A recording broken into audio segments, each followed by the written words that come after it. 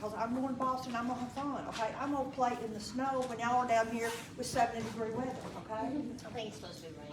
Oh, good, I'm glad it's gonna rain on y'all. Anyway, this is not due until next Wednesday night, midnight. And if something happens then and you have an issue, don't panic and don't email me at midnight because I'm not up, okay? We'll deal with it the next day. There's nothing that we can't work out or handle. Did anybody hear me say, don't take it and just don't worry about it, you're gonna get the points? Because that's not good, that is not what I said. So this is due Wednesday. 30 questions, straightforward on chapter 16. This is some definitions that I want you to work on. My first client, sometimes I'm gonna just smack them. They're like, well, can we just cut and paste?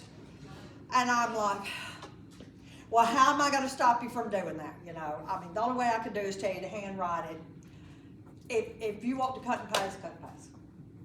Yeah, I prefer you learn the material, that's it.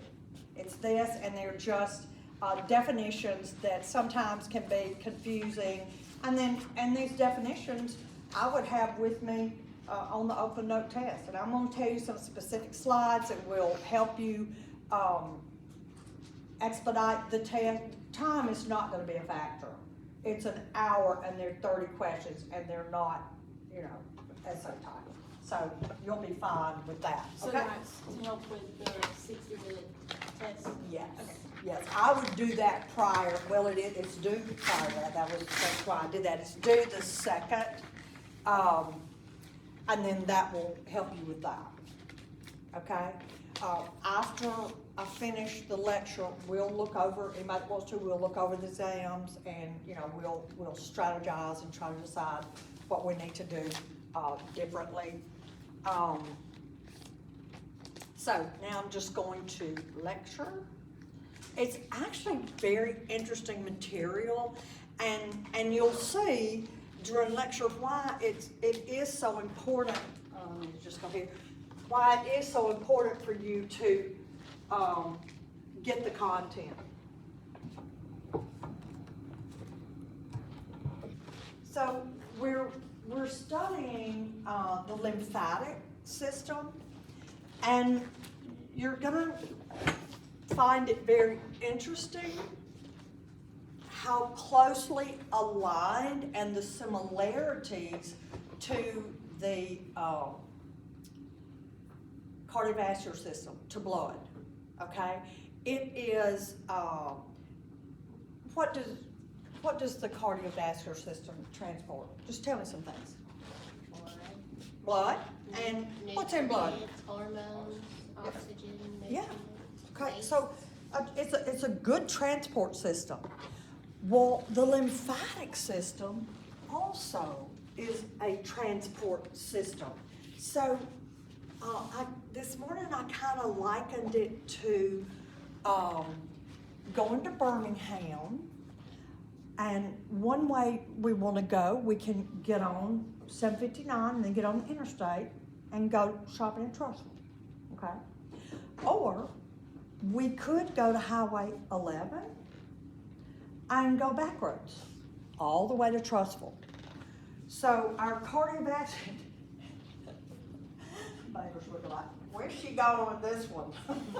So the difference is our cardiovascular system is going to take the interstate, okay?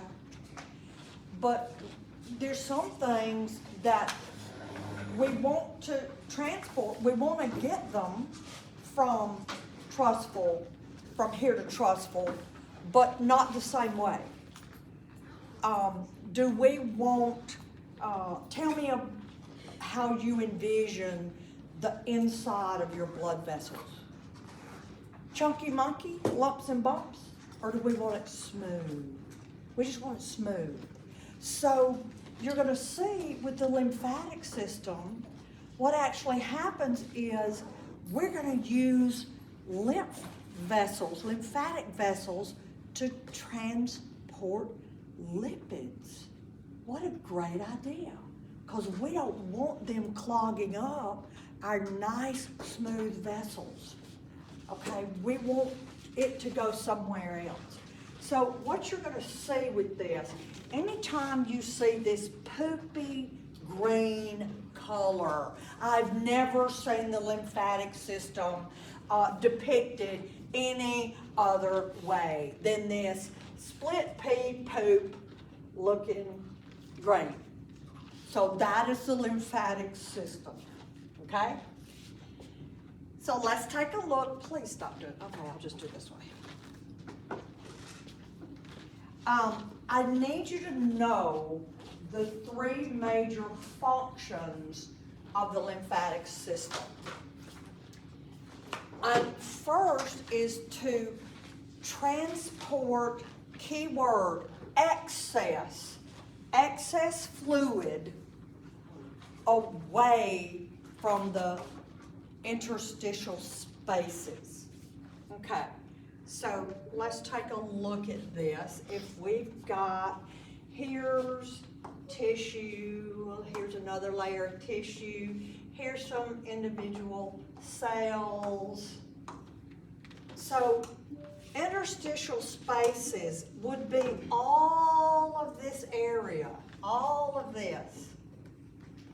And fluid can collect. And you're going to see in just a little bit, we call that excess fluid edema. And what the one function of the lymphatic system is to take all of this excess fluid and transport it through the lymphatic vessels, and it's eventually going to end up in the bloodstream in the venous system. That's where our waste is, and that's where we'll eventually get rid of the excess. Okay, so that's an important thing, is to transport excess fluid from tissues and return it to the bloodstream so that we can get rid of it in the body. And the way that will happen is through the urinary system. And this is key, the second bullet. It's very important. We have specialized little lymphatic capillaries that actually absorb lipids. Okay? Remember, we want to minimize how much fats and lipids are actually in our blood vessels. So we're going to actually transport them through the lymphatic system, and eventually, once again, it will get into the venule system of the bloodstream.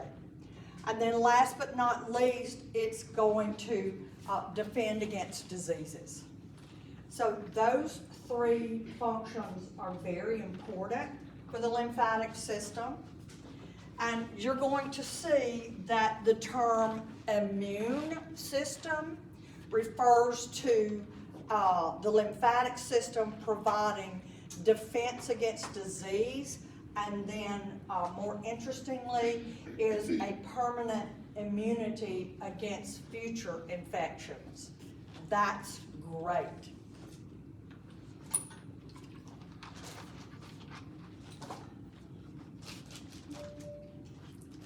So the pathway, it's not essential like with the pathway of blood that you know the, bless you, the specific names, but you're going to see that we're going to start with lymphatic capillaries. Interstitial fluid moves into the capillaries, and then you go through a vessel, and then we have lymph nodes. In my next life, if I'm not an electron, then I'm not a gas particle, then I want to be a lymph node. I think they're so cool, and I'll tell you why in just a minute. So it's going to start with lymphatic capillaries, go through the vessels to the lymph node, and then larger lymphatic vessels. You don't really even need to write all this down. Then to lymphatic trunks, And here's what you're gonna know in just a minute are the lymphatic collecting ducts. Everything goes back, lymphatic drains into the subclavian veins. We're bypassing the interstate, going Highway 11 with our transporting our lipids and other things and excess fluid, and it's gonna end up back here, okay? This is the word I need you to know. Let me go to the next slide and write it larger. So this lymphatic capillary I'm talking about is named lacteals. A lacteal is a lymphatic capillary. Now, poopy green, okay, this is it. And it's a blind-ended, it's closed, it's like our fingers, and it's intertwined very closely in proximity to blood capillaries, okay? And so their function is that lipids and excess fluid can enter into the lacteals and will go into the lymphatic system. So they're closed-in tubes. They're very close to the blood capillaries, thin-walled.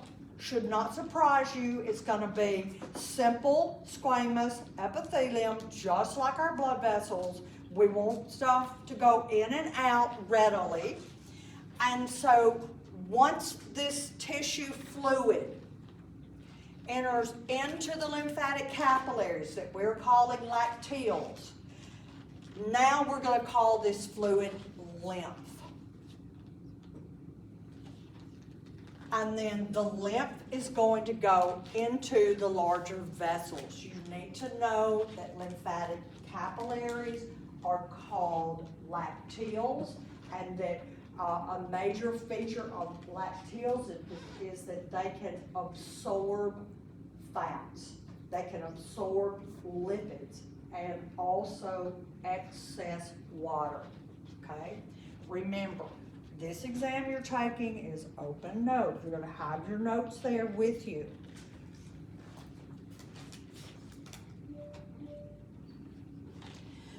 One distinction about lymphatic vessels is that they're actually more similar to veins than arteries.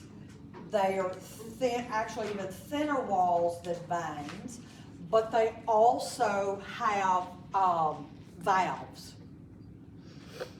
So lymphatic vessels actually have valves. Everywhere you see a little green dot, those are lymph nodes. Has anybody in here ever had strep throat or tonsillitis or even just a sore throat, and ooh, right underneath here, sometimes it's even just tender to touch. Sweetheart, that is your lymph node. And it is tender to touch because you're gonna see the exciting feature that lymph nodes do, okay? So, all of these lymph nodes are all over our body, and they're named, don't worry about the names, they're named generally for the area. So like lumbar, you're gonna look in the lower back. This is what I need you to know. There are two lymphatic collecting ducts. There is a very large one, and it actually drains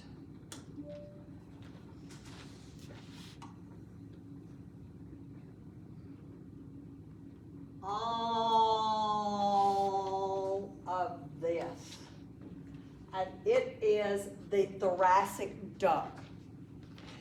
The thoracic duct drains all the lymph from the entire left side of the body and the right lower quadrant. All of the excess tissue from that side of the body and down here will drain through the thoracic duct, that is an exam question, into the left subclavian vein. Repeat. The thoracic duct drains lymph for the entire left side of the body and lower half of the body into the left subclavian vein. So that means for the right portion is much smaller, just this part, and it is the right lymphatic duct. It is smaller, and it is going to drain into the right subclavian vein. The right thoracic duct drains into the right subclavian vein. You need to know those two collecting ducts. And this shows you here, and when in 1975, my dad died in April, and in November, my mom was diagnosed with metastatic breast cancer. Back then, what they did for breast cancer is not only remove all of her right breast, they took, at that time it was standard, they took her entire pectoralis major muscle and stripped all of her axillary lymph nodes. And the reason was that's a transport system, could transport cancer cells. However, because of that, for the rest of her life, this whole arm, y'all, she was my size. It was this big around. It was so, there was all the tissue fluid collected there. She even wore a sleeve, which would be very uncomfortable, just to try to get rid of some of the fluid. But if you lose that lymphatic drainage, then you're going to have fluid collecting, and it's uncomfortable. It's actually uncomfortable. That's why for me, I am very blessed. My cancer was so new that there was absolutely no lymph node involvement. They didn't even have to touch my lymph nodes at all. Just because I had the bilateral mastectomy, I don't still have a lot of, I'm working on my arm strength, but I've still got my muscle. All they removed, this is more information than y'all need to know, but anyway, all they removed on me was just the breast tissue. So the recovery was not near as challenging. Now, I was very fortunate, thank you, Lord Jesus, I was. But cancer surgery can disrupt lymphatic flow and cause just permanent, really, edema, okay?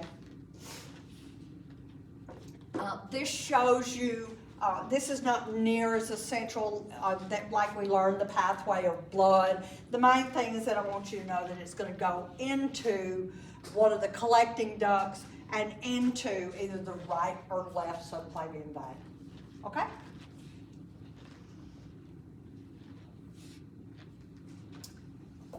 So, what is lymph? What is it? It actually has about the same composition as the plasma of blood, the straw-colored blood. It's going to contain a lot of water and dissolve nutrients, gases, and hormones. The only thing that it does not contain is plasma proteins. 3 types of plasma protein. This is from chapter 14. Could you help me out and name one? Albumin is one. Our globs, our globs, and then what's the final event on blood clotting? Fibrinogen. Going to fibrin. Okay, so those are too large. They're going to stay in the blood. Okay, so it's pretty much similar, except you're going to see that we will have the lipids. So this is a key word you need to know. You will see this again, edema. Edema is the accumulation of excess tissue fluid. Your body is trying to rid yourself of it, and it's transporting it through the lymphatic system to eventually get into your nephron to be tinkled away, okay? For those very professional medical terms. Take a blink.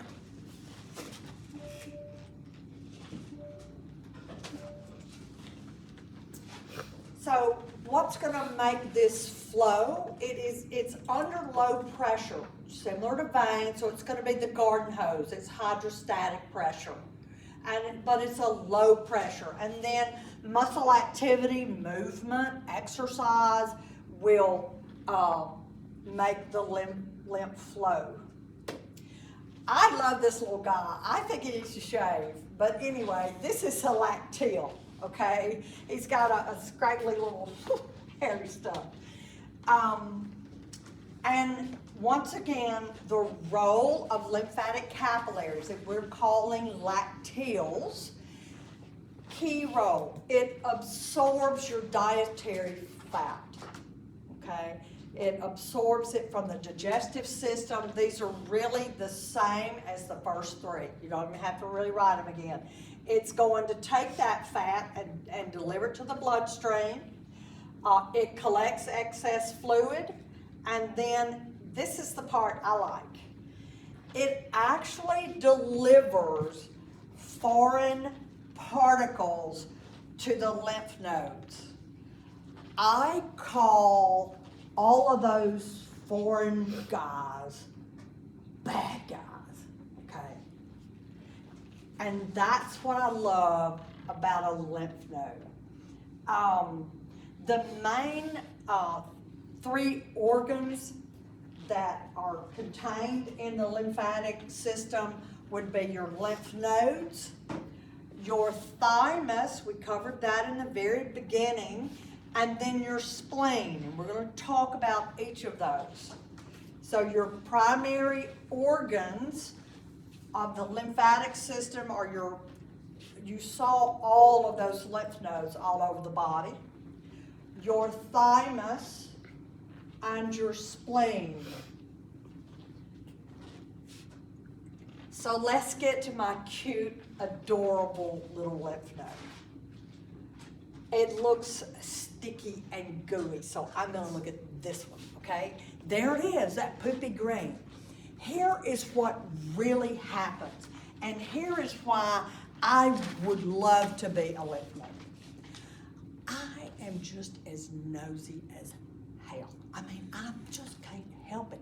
They call me the watchman because my window is overlooking the parking lot, because I can see who's here or not. I don't stand there all day looking out the window, but sitting in my chair, you know, if I'm looking, I can see whose car's here or not. So it's like I'm a busybody. I mean, I'm just being honest. So it's exciting. Something's going on all the time. I mean, so this is what happens. Constant surveillance. 24/7. I'm a lymph node. And I'm like scanning all the lymph that goes by me, like on the conveyor belt. I'm looking to see, you know, bad guy, foreign. And so I am keeping up. That is actually what lymph nodes do. They surveil. They're like fancy like Magnum PI, private investigators. Can I drive a Ferrari, please? And make it red, okay? But yeah, that's what it does in your body. It actually, all of the lymph that passes by, and you saw all those lymph nodes, every single one of them. Well, it's going to surveil it, and then it's going to actually act upon it. That's what made these lymph nodes sore and tender. Do you remember? It was written right up here, and it was the 5 types of leukocytes. Never let, which one? Lymphocytes, can I speak? Lymphocytes, okay? And we had 2 types, go. T cells and B cells. And what did T cells do? They attack. Hand-to-hand combat.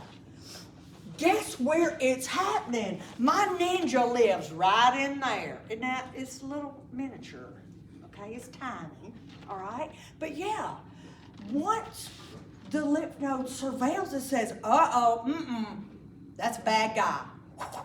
They're gonna start taking care of it right in there. Well, heck, if your lymph node is a whole battlefield and you got an army of ninjas trying to take care of bad guys, you think it's gonna get a little sore and tender? I think so. I mean, I know I'm weird, but this makes sense to me. Doesn't everybody want to be a lymph node? No, they're poopy green. Okay. So really and truly, what you're gonna find in all of your lymph nodes are T cell lymphocytes, and how about macrophages? Ooh, there were 2 cell types of leukocytes that we said are phagomacrophages.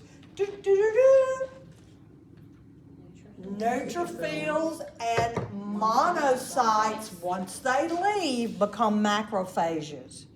What do macrophages do? They eat them. Yes, they phagocytize. They start eating everything. Bad guys. Getting rid of all the debris, because listen, those ninjas, they're messy. I mean, there's blood everywhere, okay? Because they got samurai swords. Well, I don't know what all they have. I'm combining all kind of stuff. Okay, so, but that is what happens, okay? The lymph nodes contain lymphocytes and macrophages, and they are fighting. I love the way this says it, invading pathogens. I mean, for real. This is what goes on inside my brain.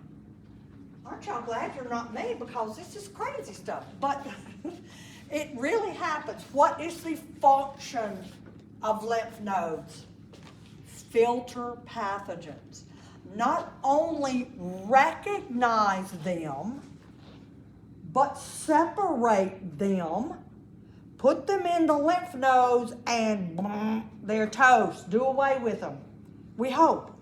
That's what we hope, that all the pathogens can just be taken care of, very localized. But there are times that it's going to become systemic. Okay? Good.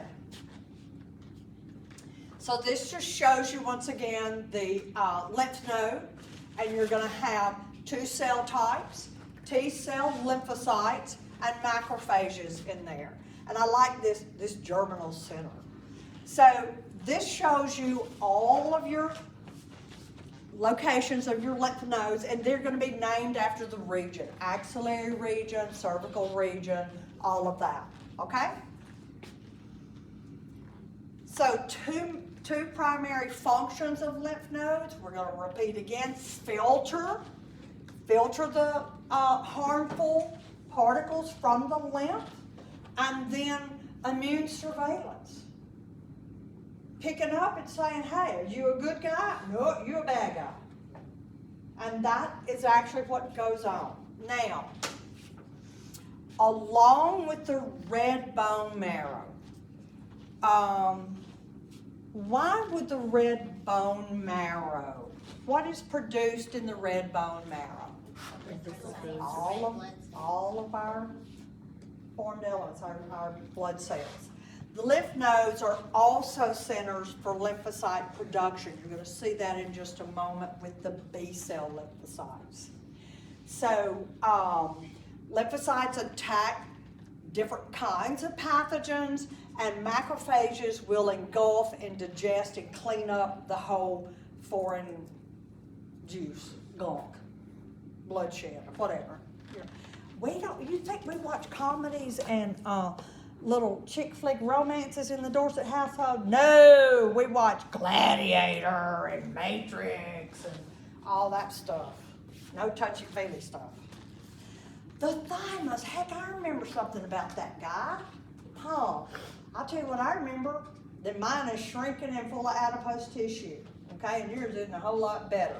It is going to be large in infants and early childhood, starting puberty, which, sorry folks, y'all been gone through puberty a while back.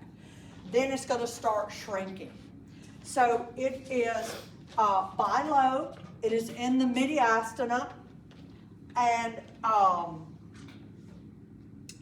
what you're going to see is that it actually contains some, this says progenitor, it's precursor cells of lymphocytes.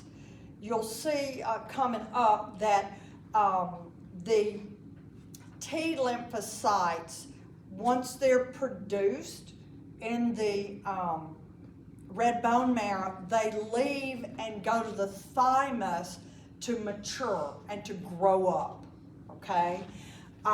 So it begins in the red bone marrow, but it will mature in the thymus. You remember the T cell lymphocytes and thymosins. This was important. It's large in infancy and early childhood, and smaller in adults. And y'all, that's me, elderly. Yep. I pay money to cover up the gray, and man, I'm about to see my roots. But anyway, it's coming up. In the elderly, the lymphatic tissue is replaced with adipose tissue and connective tissue, so it's much smaller. But think about it. Who needs a much stronger immune system?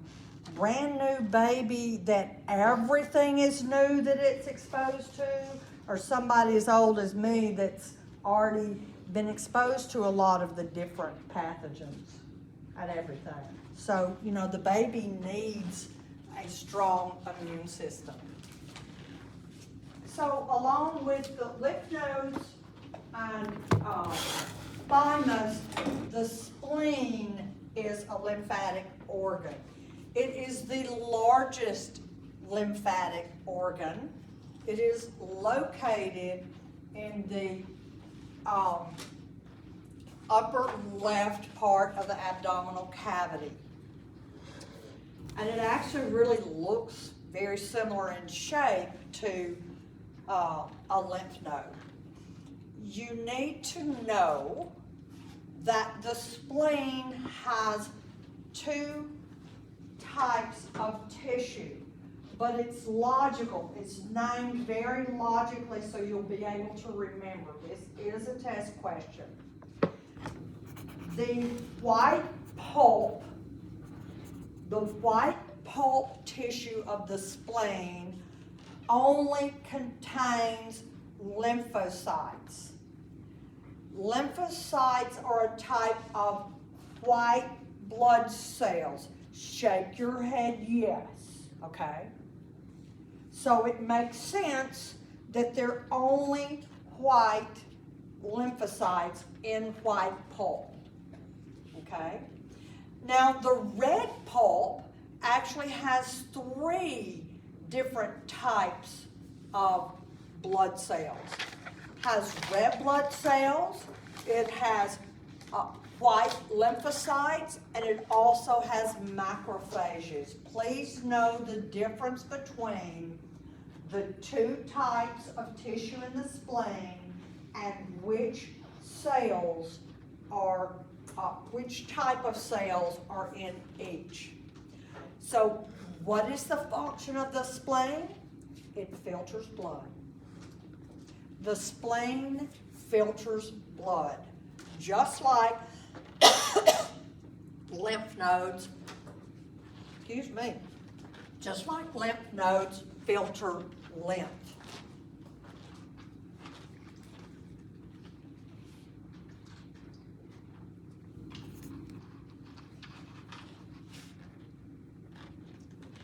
This shows you in a boring chart the three major organs of the lymphatic system, its location and its function.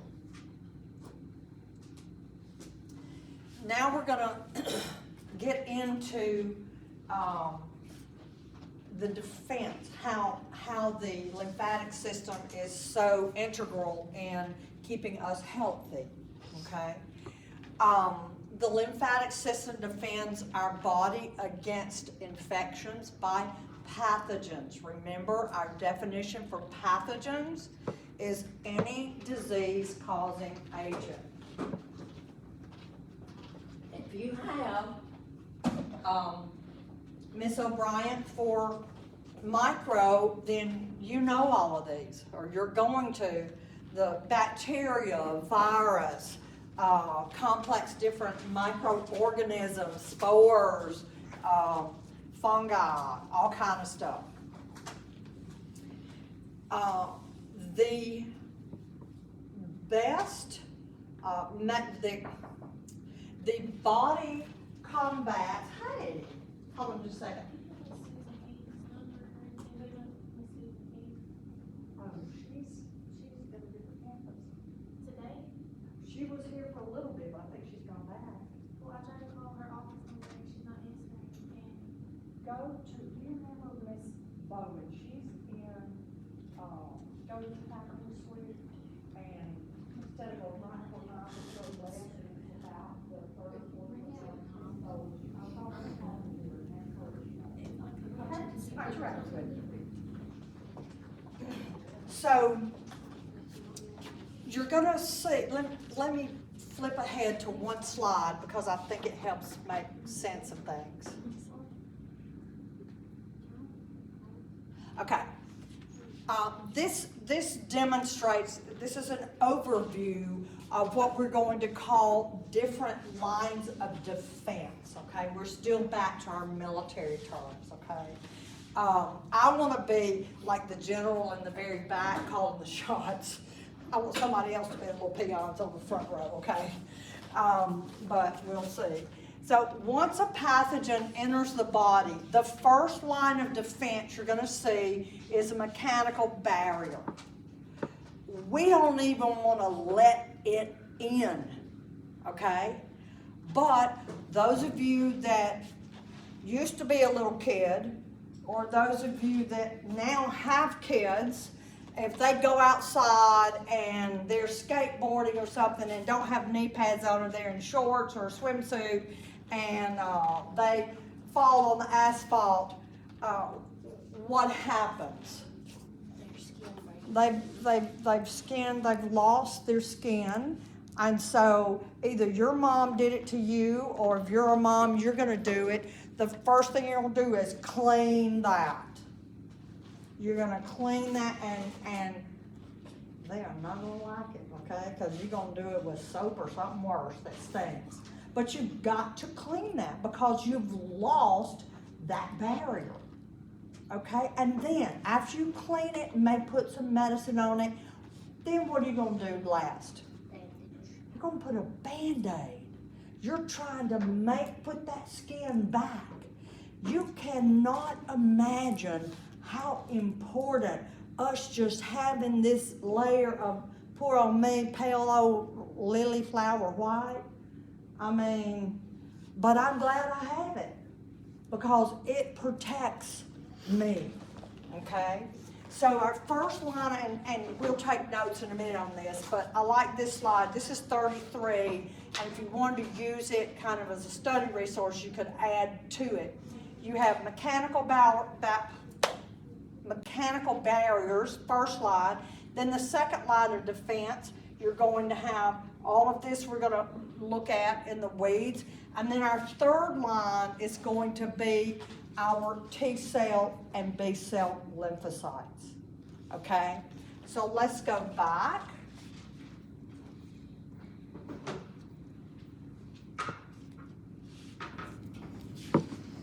So there are two major categories, and they use some interesting terms, and unfortunately you need to kind of know both of them.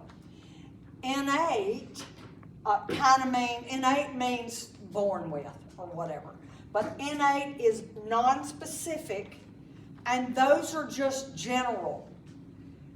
Any and every pathogen, your body is going to implement this, okay? Very general defenses. And then you have the second category, which is adaptive. It is extremely specific, and it's that third line of defense that we were talking about with the T cell and B cell lymphocytes, okay?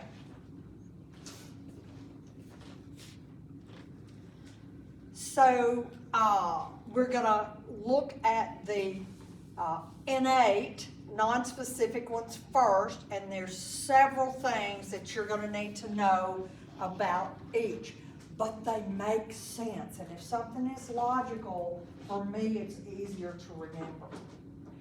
So the mechanical barriers, not only your skin, but your mucous membrane.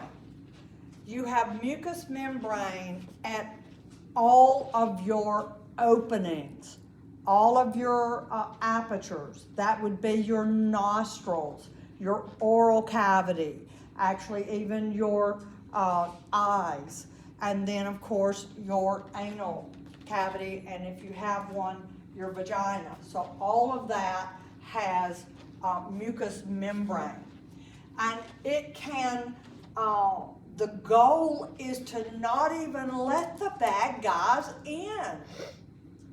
Just let them land here and then just wash them away. And the skin obviously makes sense. You understand that. But what about, you may not like to admit it, especially us ladies, because we're so genteel. We do have tiny, tiny nasal hair, okay? It's there. And it's there for a reason. It's to trap pathogens. And then when our nose kind of gets filled of, let's call it something very official like gunk, what are we gonna do? Get a tissue below your nose, and it's just filled with pathogens and gunk. And then you're gonna throw that tissue away and go wash your hands, because that's collecting the stuff that you don't want to get in your body, okay? So also tears, saliva, and urine actually will wash away the microbes. So these are mechanical barriers. You need to know each of these. Of course, enzymes, the best example of an enzyme is like a lysosome. The tear, there's enzymes in your tears that actually can destroy some microorganisms. It doesn't just wash it away, it actually can destroy it. Now, I need you to know this one for sure. So these are chemical barriers. Interferons. Interferons.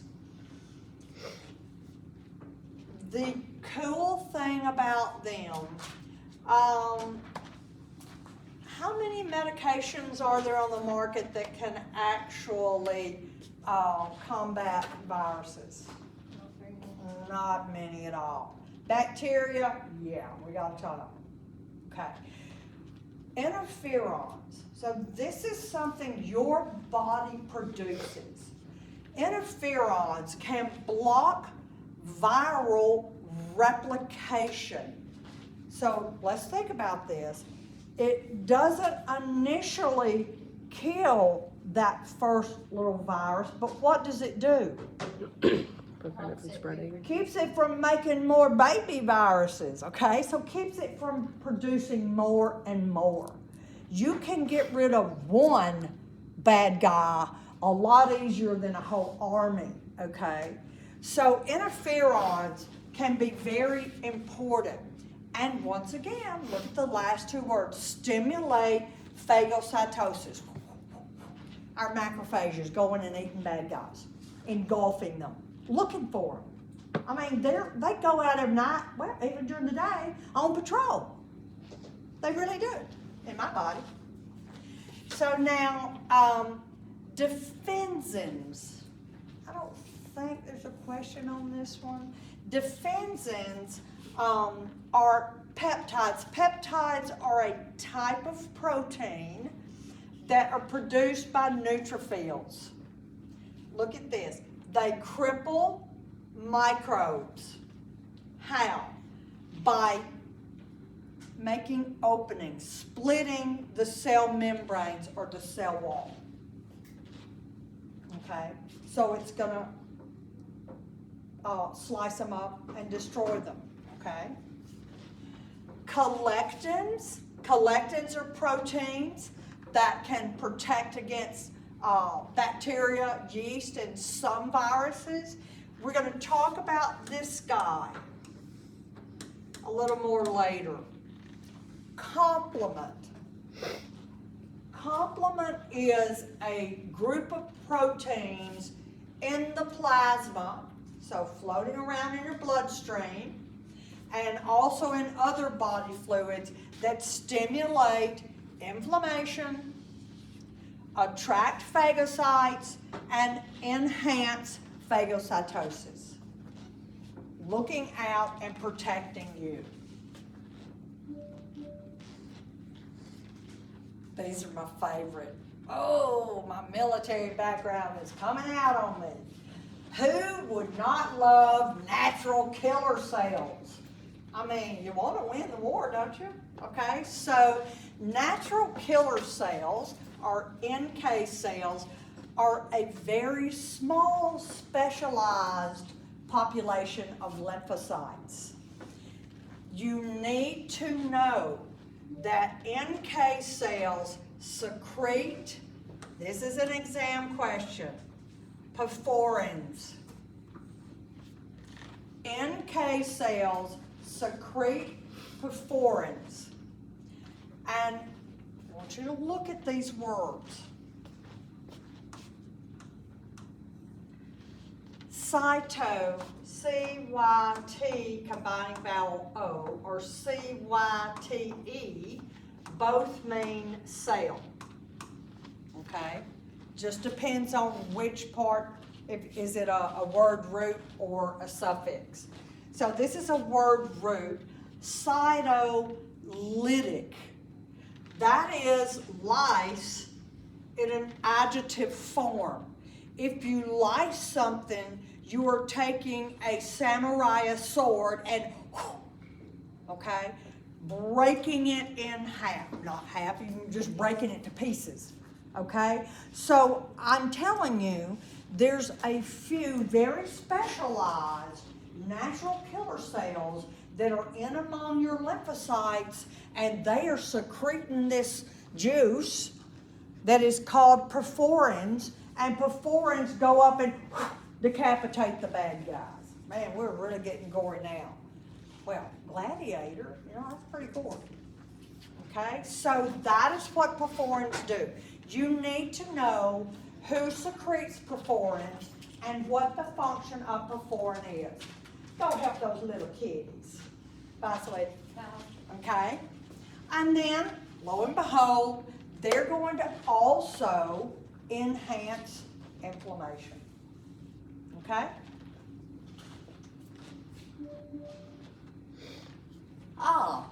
Inflammation. I sure do talk a lot about it. What is it?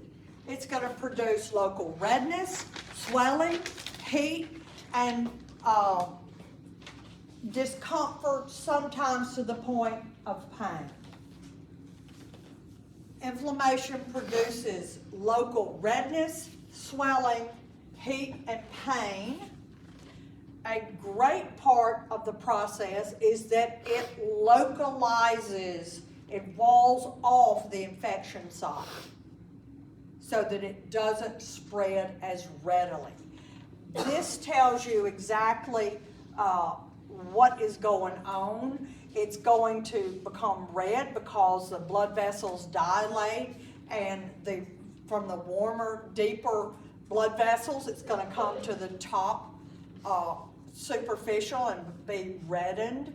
You're going to have capillaries are going to let fluids become more permeable, so you're going to have fluids around it.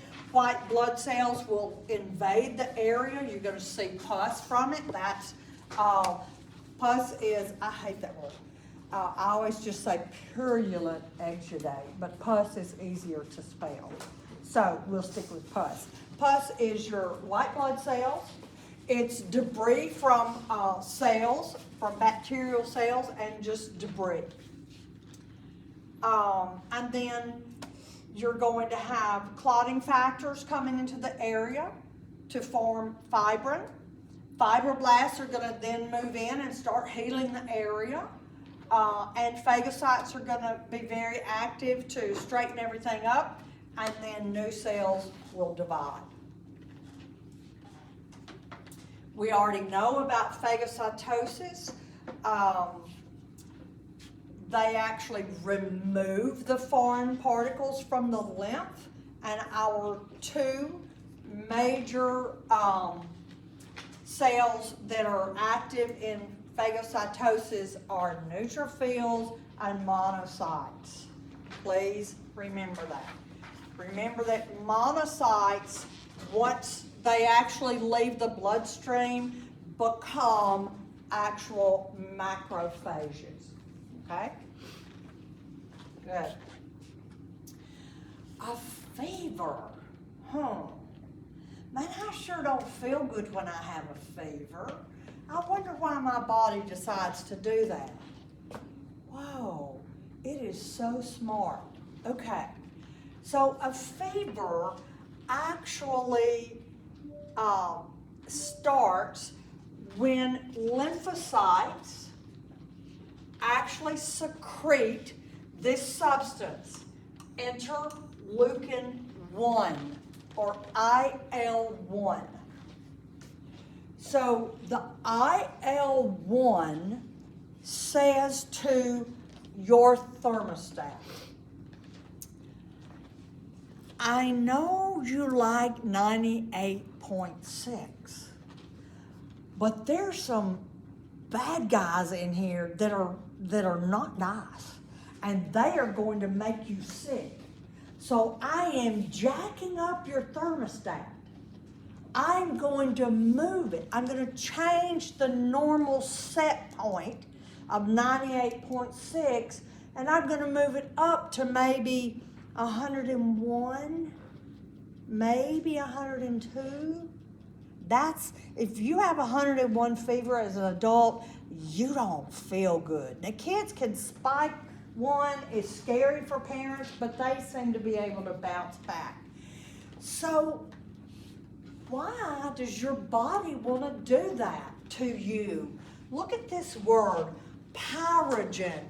Anybody know what a pyromaniac is? I think I'm one. I love fire. I mean, I can just sit there and stare, even gas logs, forever. Now, it depends on how much fine wine I've had. No, I'm just kidding. So I'll sit on my porch watching those logs for quite a while. It just mesmerizes me. So pyro is fire. So the interleukin-1 is actually called an endogenous, that means produced by us, pyrogen, fire maker from within.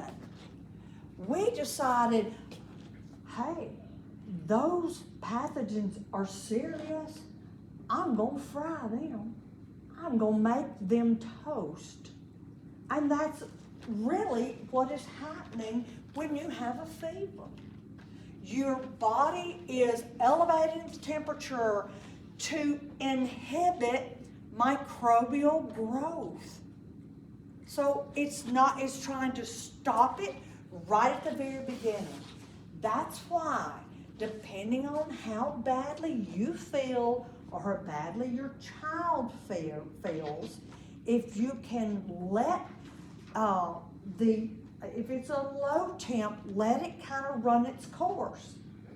And that's hard to do because you don't feel good, okay? So you want to pop a Tylenol or an Advil, to feel better. But if you can, if it's 99 or 100, if you can hold off, then you generally are going to get better a little quicker because it's your body trying to help itself and get rid of the pathogen, okay? I just think this is so interesting. My body is so smart. I may be dumb and do stupid stuff, but not my body. It's usually my mouth that gets me in trouble, okay? The brain works fine. But I just love all of this, all of these things that happen. And it's like, wow, that's so logical. It's great. And now we're to that third line of defense, okay? And it's going to be very, very specific, okay? Immunity is resistance or going after specific particular pathogens, or it could be a toxin, okay? Immune response, and this is important, we've touched on this before. An immune response is based on the ability for you to distinguish against self, what is you, and what is not you, okay? Self and non-self. And an autoimmune disease occurs when you lack that ability, when you've lost that. Remember, type 1 diabetes is actually an autoimmune disease because your own body, for some reason, attacked the B cells in your pancreas, your beta cells.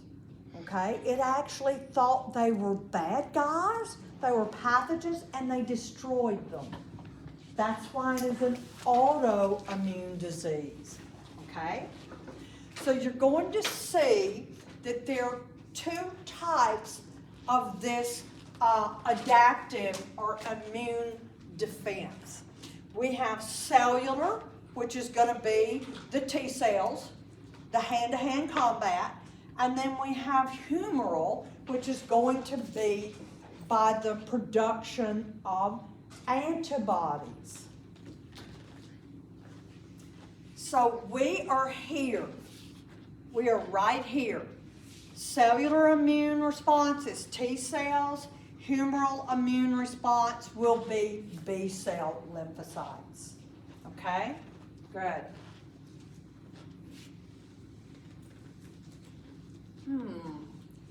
Antigens.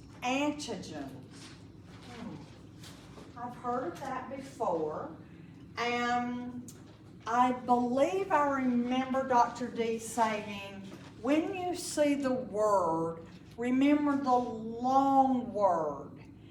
Antibody generating substance.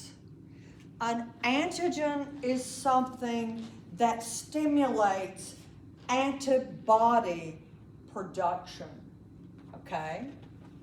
So, what is an antigen? It can be a you don't really need to know this, it's just kind of interesting. It can be a protein. It can be a polysaccharide. What category would that be in? Saccharide. Sugars. So that's a complex sugar, that's a carb. Glycoprotein. Glyco is combining form for sugar, glucose or glycogen. So it's a sugar-coated protein. And glycolipids, a sugar-coated lipid. Okay, so that's what they can be. The most effective are very large, complex molecules.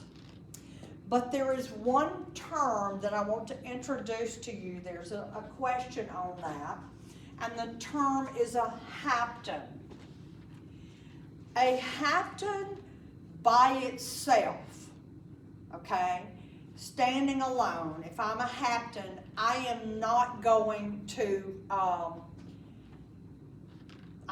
not an antigen. I'm not going to generate antibodies. But if I come and hang out with this large, sorry if you're tiny, this large complex molecule, and I hang on tight, I can make us both produce and become antigens. Okay, so me by myself, I'm not going to do it. But if I get over here with Amaya, then it can happen. So there's a question just on the definition of a hapten, okay? And it's a small molecule that is not antigenic by itself, but when combined with a larger molecule, can become antigenic. What is antigenic? Antibody generating substance. Okay? Good.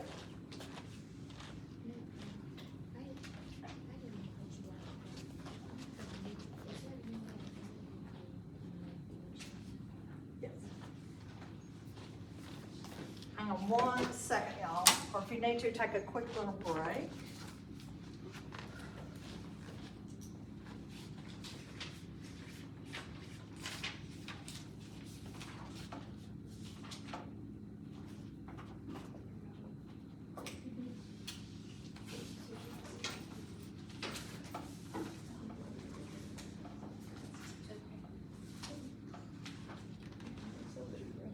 You know how to read these? Okay, yeah, like that one goes to that one. Okay. Okay, this next part, y'all, is in the weeds. There are going to be a couple of questions, and you're going to need to do not go home and start this exam. You're going to have to study first. And this next part, you're going to have to read it and reread it enough to have a good understanding of it, okay? So bear with me and then go home and look at it again. You've got a week before you have to take this, so don't rush into it. So the red bone marrow actually releases some unspecialized lymphocytes into the blood, and half of them go to the thymus. I've already told you that. So the young lymphocytes that go to the thymus, we're going to call T cell lymphocytes. And it actually comes from thymus, okay? So T cell. And the other B cell lymphocytes grow up in the bone marrow, but then go into a lymphatic organ. So this is kind of, I'm visual, so this helps me. The other one may be more helpful to you. So we have our red bone marrow, and we have immature lymphocytes. Half of them leave and go to the thymus to grow up. Those are going to be T cell. Let's call it thymus. Thymus. All right. The other half are going to stay in the red blood cell, stay in the red bone marrow, and then when they grow up, they're going to go to the lymph node to help out there in surveillance, or going to go to the spleen. Okay? So that's what's happening with the two types of lymphocytes. There are a couple of questions on those, so make sure you kind of have it, them understanding kind of what's going on. This is slide 38. You're gonna have to read this and then reread this because it can be confusing. A lymphocyte has to be activated. Now, what do I mean by that? It's got to be turned on. And once it's turned on, then it can respond to this antigen. But what's going to turn it on? And it's going to be T cell activation is, it's called an APC. It will attach to an antigen presenting cell. Have y'all gotten to this part in micro yet? Okay. Well, then it will help you that you've had this part. It'll help you in micro, but I don't help you right now. Yeah. So, but what happens is a macrophage or a B cell, other cells can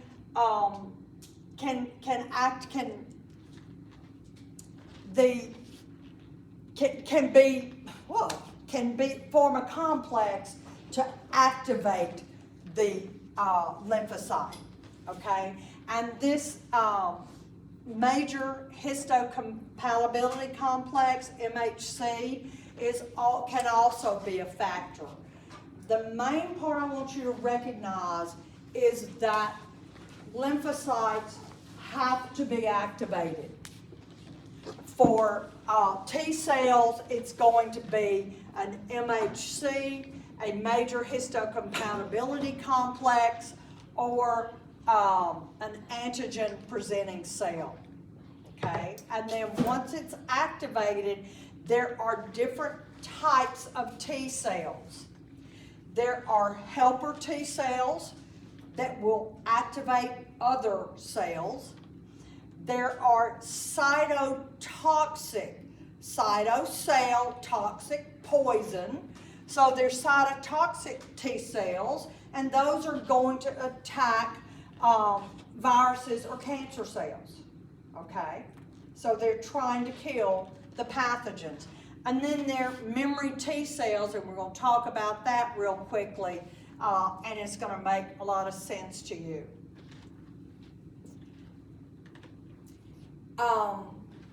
Did I skip okay, coming up, this word cytokines, we're going to look at it in just a second. What I want to point out to you, these two you've seen before, interferons and interleukin. Those are cytokines. Okay, so let's look at the definition of a cytokine. Okay, here we go. So B cell activation requires cytokines from T cells. Just throw it in the box there, sweetie. So cytokines would be an interferon or interleukin. They're different types of cells that produce cytokines, okay? Cytokines actually result in activation and proliferation. We make more. We make more of the cells. So B cells are activated from the cytokines of T cells, and some of them are going to be memory B cells. And you'll see in just a minute, the memory B cells are going to stay hidden. They're going to become dormant, waiting to catch the bad guy, okay? The other half of B cells become plasma cells. Plasma cells produce antibodies. Plasma cells produce antibodies. So take a look at this. B cell and T cells require activation. helper T cells will secrete these cytokines that activates the B cells. This is part of why this is an open note. This gets way in the weeds. So take your time, read the material, and try to really understand it, okay? Because we're in the weeds, folks. So this I like because it shows you this is an activated B cell. See the antigens, okay? They're going to separate into two kinds. You're going to have plasma cells, and I need you to know plasma cells produce antibodies. The B cell lymphocyte plasma cells make antibodies. The other half of the B cells are memory cells, and they become dormant and hide, waiting on that pathogen that you've met before to come on the scene again, and you're going to recognize him quick. Okay? Read through this activation, if that will help you. Like I said, it's very complex. We've just got a little bit more on antibodies and hypersensitivity. What are antibodies? They are globular proteins, okay? They make up the gamma globulin part of our plasma proteins. They're also called immunoglobulins. Immunoglobulins. Chemistry-wise, they are Y-shaped, and if you see the darker part, the dark purple and the darker blue, those are the same for all 5 types of immunoglobulins. The difference is the lighter part. The very tip of the Y is the variable chain, okay? And that's what makes it very specific to different antigens, is this variable portion on the tips of the Y, okay? You need to know this. There are 5 types of antibodies or immunoglobulins. And the way that you denote an immunoglobulin is an uppercase I and a lowercase g, and then we have letters. Get me another excellent donut. The most predominant antibody is IgG. 80% of all of them are IgG. What is the function? Defends against bacteria, viruses, and toxins. That's pretty good, okay? So this is slide 45. You're gonna want this handy. Another thing that IgG does is that it activates complement. Remember, complement stimulated inflammation, okay? The next one is IgA, and it defends against bacteria and viruses. IgM, that's when we have issues with blood transfusions, okay? It also activates complement. IgD is for B cell activation, and then I definitely want you to know this one, IgE. It's going to be for inflammation and allergic reactions. IgE, okay? This is talking about the different mechanisms, the different way in which antibodies can try to destroy the pathogens. They can attack directly, activation of complement, and just the inflammation changes.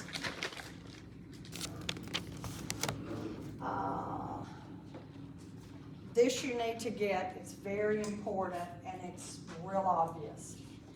So what we're looking at is the days of exposure, okay?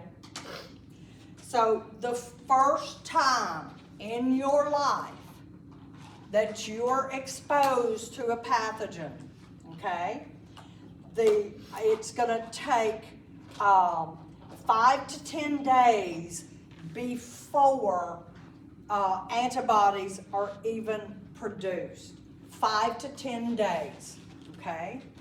And then it's going to remain for a couple of weeks.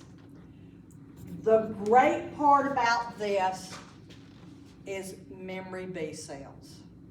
Remember those that are gonna hide and stay dormant.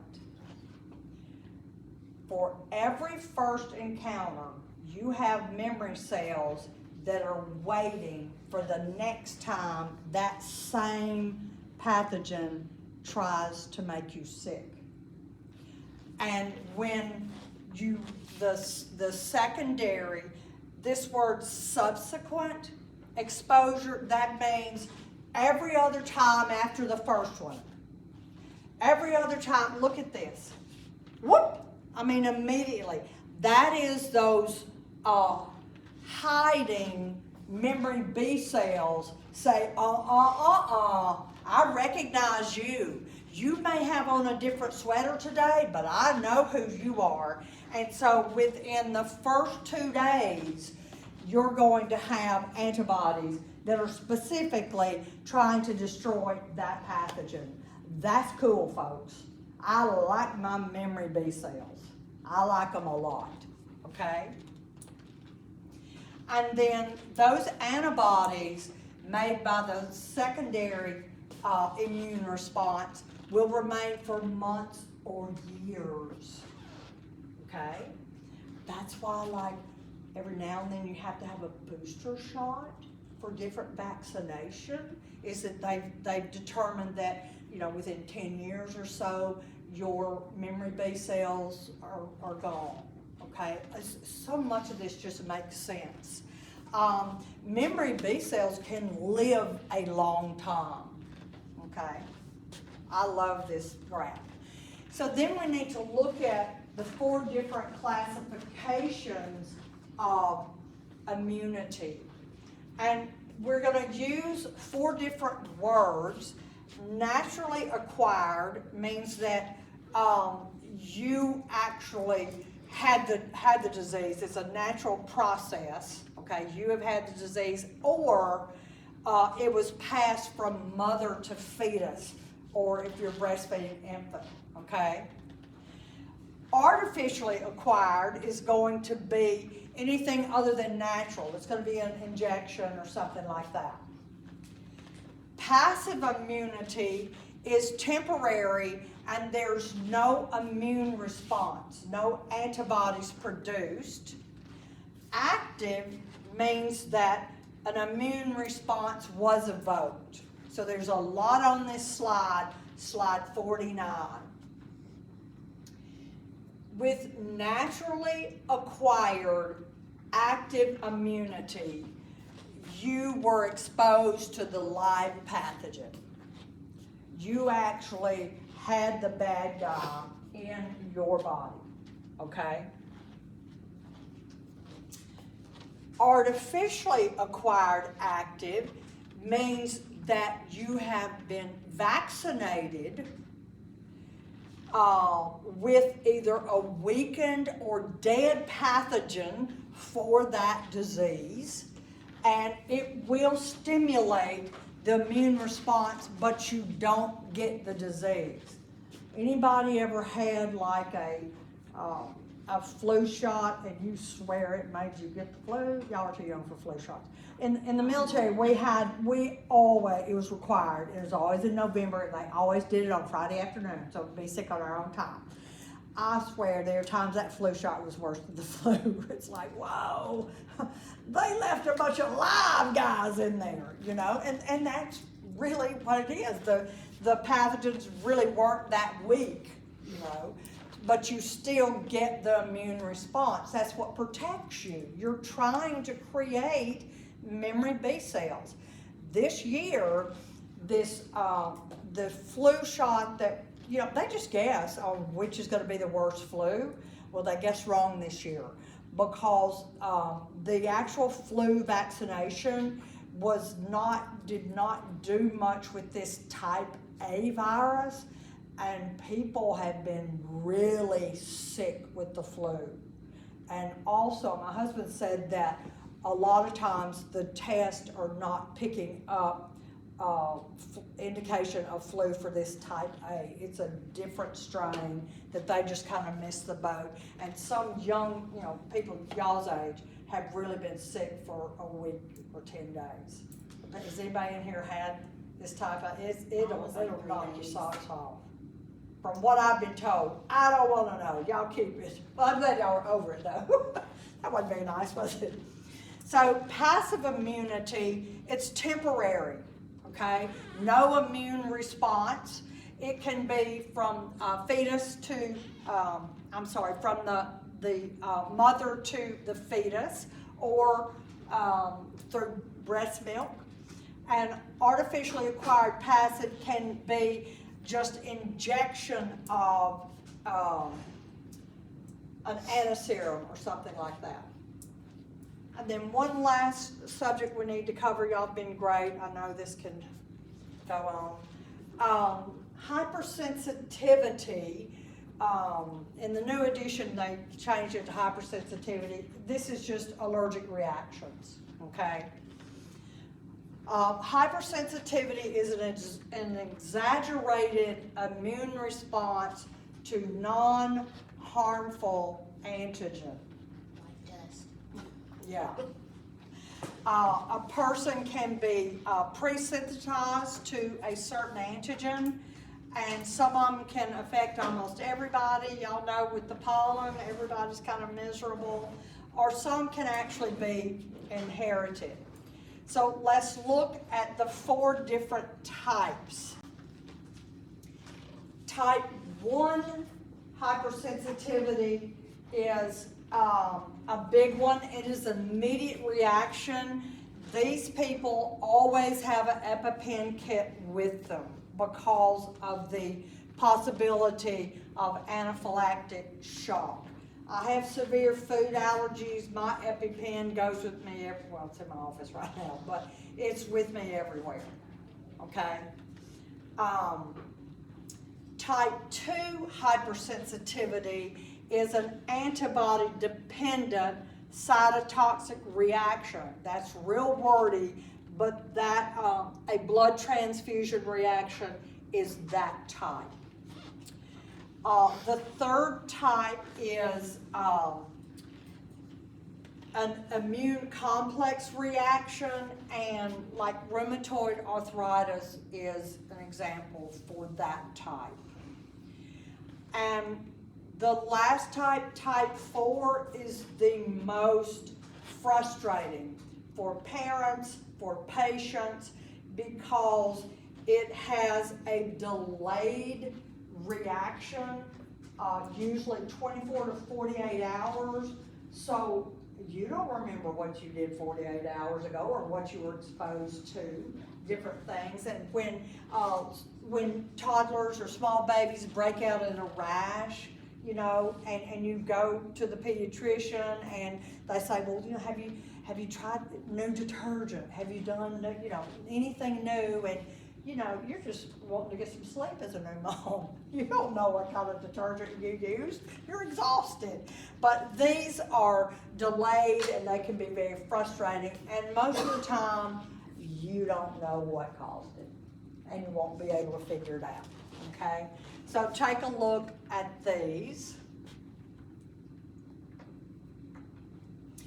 Autoimmunity, that's an attack by the immune system on its own tissue. That is your scanner that decides if it's you or not you has malfunctioned. It thinks part of you is a pathogen and starts attacking it, okay? And those antibodies would be auto antibodies, and they can be debilitating. And here's a list of some autoimmune diseases, and guess what, folks? Then we die. So, up close, personal, and I'm sorry. Well, you know why I say that every time? Because look, I'm way closer to all these symptoms than you, okay? So it's like, I'm not gonna tell y'all all those things. Sagging this, sagging that, you know, everything's shrinking. So anyway, that covers all of the immune system. And I just think I'm gonna give y'all some bonus points for being here today. I think it was a nice day to stay home. It's dreary, so let me make sure I take roll. So you have the exam, open note exam due by March the 4th. If something happens, email me. It's not the end of the world. We will work it out. It's worth 50 points. Your definitions are worth 20. So there is, no reason that everybody should not have 70 out of 70, or, maybe you missed one, 69 out of 70. So you still need to study. You still need to keep working hard, but you're gonna have to let me worry about your grades, okay? I am more worried about you getting the content that you need and having the understanding that you need. So I have, let me do roll real quick.